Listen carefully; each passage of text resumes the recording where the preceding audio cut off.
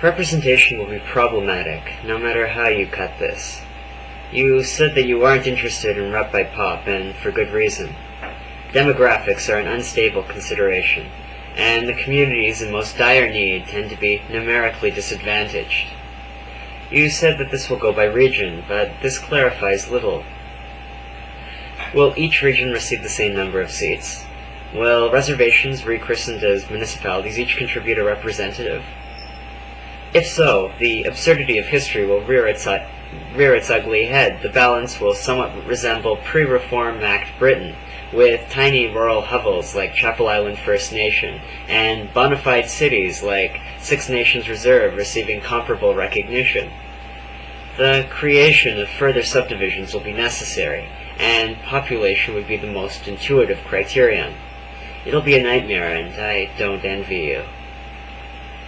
However formidable representation and jurisdiction may be, they don't at all compare to the diversity of experience that the Aboriginal House would encompass. More natives work and live well away from their home reservations than not.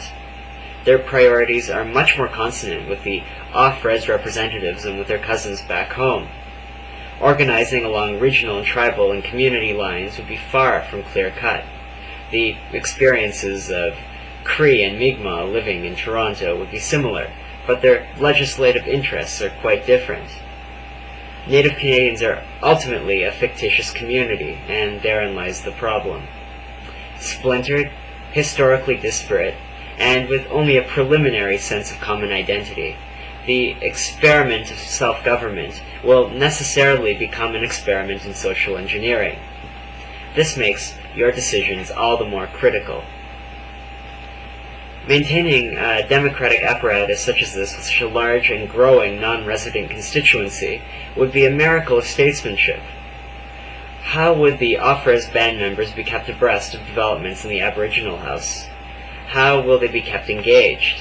Off-reservation band members are accounted for in the current system, but it is doubtful that it is anything more than a paper dragon. Tiger, whatever. Political apathy is, if anything, more pronounced among natives than the already very apathetic general public. Add to that the complications of geography, and you have yourself a politically irrelevant majority. You say that natives should be taxed. Fair enough. It's an unnecessary bone of contention and source of confusion with the rest of Canada. As it stands, treaty rights are conceived as personal privileges enjoyed for personal benefit. I got tax-free Vietnamese food throughout first year, though through some confusion of tax law that I was in no position to clarify. As long as tax exemption subsists on this level, one can be forgiven for dismissing it outright. But treaty rights aren't about tax-free foe. They are a myriad of as yet unexploited ramifications. If they are reoriented as institutional or corporate instead of strictly personal, the Native community could profit immeasurably. Their elimination would belie a dire misreading of the Native community. You want a civil war? Keep going down that road.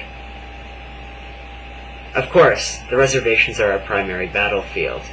The worst abuses, the most deplorable conditions prevail in these ethnic hospices.